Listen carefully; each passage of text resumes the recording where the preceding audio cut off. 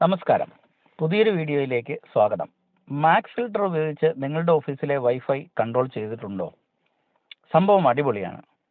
Wifi password തട്ടിയെടുത്ത് connect ചെയ്താലും നമ്മൾ save ചെയ്തിട്ടുള്ള മാക് അഡ്രസ്സിൽ ഉള്ള ഡിവൈസുകൾക്ക് മാത്രമേ ഇന്റർനെറ്റ് ലഭ്യമാകൂ. എന്നാൽ പിന്നെ അത് എങ്ങനെയെന്ന് പഠിച്ചാലോ? അതിനു മുമ്പ് ഇത് ചെയ്താലുള്ള ഗുണങ്ങൾ എന്തൊക്കെയാണെന്ന് നോക്കാം.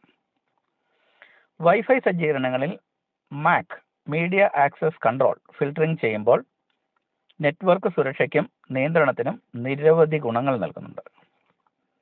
അതിലൊന്ന് എൻഹാൻസ്ഡ് ആക്സസ് കൺട്രോൾ ആണ്. അതായത് അംഗീകൃത മാക് അഡ്രസ് ഉള്ള ഉപകരണങ്ങൾക്ക് മാത്രമേ നെറ്റ്വർക്കിലേക്ക് കണക്ട് ചെയ്യാനാവൂ. ഇതിലൂടെ അനധികൃത ഉപകരണങ്ങൾ ആക്സസ് നേടുന്നതിൽ നിന്ന് നമുക്ക് തടയാൻ സാധിക്കും. അടുത്തത് ഇംപ്രൂവ്ഡ് സെക്യൂരിറ്റിയാണ്. അതായത് ആർക്കെങ്കിലും നിങ്ങളുടെ വൈഫൈ പാസ്വേഡ് അറിയാമെങ്കിലും അവരുടെ ഉപകരണത്തിൻ്റെ മാക് അഡ്രസ്സ് നമ്മുടെ മാക് ഫിൽട്ടറിൽ ലിസ്റ്റ് ചെയ്തിട്ടില്ലെങ്കിൽ അവർക്ക് നമ്മുടെ നെറ്റ്വർക്കുമായി കണക്ട് ചെയ്യാൻ കഴിയില്ല. അടുത്തത് ഡിവൈസ് സ്പെസിഫിക് മാനേജ്മെൻറ്റ് എന്ന് പറയുന്ന ഓപ്ഷനാണ്. അഡ്മിനിസ്ട്രേറ്റർ നെറ്റ്വർക്കിൽ ഗ്രാനുലാർ കൺട്രോൾ നൽകിക്കൊണ്ട് വ്യക്തിഗത ഉപകരണങ്ങളിലേക്ക് ആക്സസ് അനുവദിക്കാനോ നിയന്ത്രിക്കാനോ സാധിക്കും എന്നുള്ളതാണത്. അടുത്തത് പ്രൊട്ടക്ഷൻ എഗെയിൻസ്റ്റ് കാഷ്വൽ ഇൻട്രൂഡേഴ്സ് എന്ന് പറയുന്ന ഫീച്ചറാണ്. ഓപ്പൺ അല്ലെങ്കിൽ ദുർബലമായ നെറ്റ്വർക്കുകളിലേക്ക് കണക്ട് ചെയ്യാൻ ശ്രമിക്കുന്ന കാഷ്വൽ യൂസേഴ്സിനെ, അതായത് നമ്മുടെ സ്ഥാപനത്തിലൊക്കെ വരുന്ന എന്നാൽ ഈ വൈഫൈയിൽ ഒന്ന് കണക്ട് ചെയ്തിരിക്കാം എന്നും ഉദ്ദേശിച്ച് നോക്കുന്ന ആളുകളെ ഇതിനകത്ത് കടക്കാൻ സാധിക്കാതെ പ്രിവെന്റ് ചെയ്യുന്നു. നെറ്റ്വർക്ക് മോണിറ്ററിംഗ് ആണ് അടുത്തത്. കണക്ട് ചെയ്ത ഉപകരണങ്ങൾ ട്രാക്ക് ചെയ്യാൻ സഹായിക്കുന്നു. നെറ്റ്വർക്ക് ഉപയോഗം തിരിച്ചറിയുന്നതിനും നിയന്ത്രിക്കുന്നതിനും എളുപ്പമാക്കുന്നു. അടുത്തതാണ് വളരെ ഇമ്പോർട്ടൻ്റ് ആയ ഫീച്ചർ. അത് ബാൻഡ് വിഡ്ത്ത് കൺട്രോളാണ്. ബാൻഡ് വിഡ്ത്ത് ഫലപ്രദമായി നിയന്ത്രിക്കുന്നതിന് നിശ്ചിത സമയങ്ങളിൽ പ്രത്യേക ഉപകരണങ്ങളിൽ അനുവദിക്കുകയോ ആക്സസ് നിഷേധിക്കുകയോ ഒക്കെ ചെയ്യാനായിട്ട് നമുക്ക് സാധിക്കും മാക് ഫിൽട്ടർ ഉപയോഗിച്ചാൽ. ഇത് വളരെ ഗുണകരമായ ഒരു ഫീച്ചറാണെന്ന് ഞാൻ പറഞ്ഞത് എന്തുകൊണ്ടെന്നാൽ സ്ഥാപനത്തിൽ ഉപയോഗിക്കുന്ന ഫോണുകളിൽ എത്രമാത്രം ഡാറ്റ ആക്സസ് കൊടുക്കാം, ഏത് സമയത്തൊക്കെ കൊടുക്കാം എന്നത് നമുക്ക് നിയന്ത്രിക്കാനാകും. അതിലൂടെ സിനിമ പോലുള്ള വലിയ ഡാറ്റ ഡൗൺലോഡ് ചെയ്യുന്നത് നമുക്ക് കൺട്രോൾ ചെയ്യാൻ സാധിക്കും എന്നുള്ളതാണ്. അടുത്തത് guest access protection. Network access ചെയ്യുന്നതിൽ നിന്ന് അജ്ഞാത ഉപകരണങ്ങളെ തടയുന്നു. അതായത് നമുക്ക് ഒരു പരിചയമില്ലാത്ത ആളുകൾ ഏതെങ്കിലും ഡിവൈസുകൾ കൊണ്ടുവന്ന് നമ്മുടെ നെറ്റ്വർക്കുമായി കണക്ട് ചെയ്ത് ഡാറ്റ ആക്സസ് ചെയ്യാൻ ശ്രമിച്ചാൽ അത് തടയുന്നു. ഇതൊക്കെ ആണെങ്കിലും മാക് ഫിൽട്ടറിംഗ് എന്ന് പറയുന്നത് ഫുൾ പ്രൂഫ് ഒന്നുമല്ല.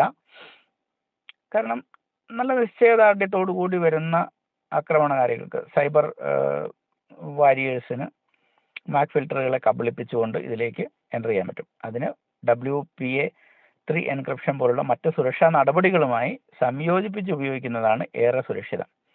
ഇനി നമുക്ക് ഇത് എങ്ങനെയാണ് സജ്ജീകരിക്കേണ്ടത് എന്ന് പഠിക്കാം. ഒരു റൂട്ടറിൽ മാക് ഫിൽട്ടറിംഗ് സജ്ജീകരിക്കുന്നതിന് നിങ്ങൾക്ക് താഴെ പറയുന്നവ ചെയ്യാം. ഒരു വെബ് ബ്രൗസർ തുറന്ന് അഡ്രസ് ബാറിൽ നിങ്ങളുടെ റൂട്ടറിൻ്റെ IP വിലാസം നൽകുക. ഉപയോക്താവിൻ്റെ മാനുവലിലോ നിർമ്മാതാവിൻ്റെ വെബ്സൈറ്റിലോ നിങ്ങളുടെ റൂട്ടറിൻ്റെ IP വിലാസം കണ്ടെത്താനാവും. സാധാരണ റൂട്ടർ IP വിലാസങ്ങൾ 192.168.1.1, 192.268 അങ്ങനെയാണ് സാധാരണ തുടങ്ങാറ്. അതിനുശേഷം ആ വെബ്സൈറ്റിൽ റൂട്ടറിൻ്റെ ലോഗിൻ IDയും പാസ്വേഡും അടിച്ച് കൊണ്ട് എൻ്റർ ചെയ്യുന്നു. അതിനുശേഷം വരുന്ന മെനുവിൽ മാക് ഫിൽട്ടർ എന്ന ഭാഗത്തേക്ക് പോകണം. അത് സാധാരണയായി സെക്യൂരിറ്റി അല്ലെങ്കിൽ വൈഫൈ, വയർലെസ് അല്ലെങ്കിൽ ആക്സസ് കൺട്രോൾ അങ്ങനെയുള്ള ഏതെങ്കിലും ഒരു സബ് മെനുവിലാണ് അത് കാണാൻ സാധിക്കുക.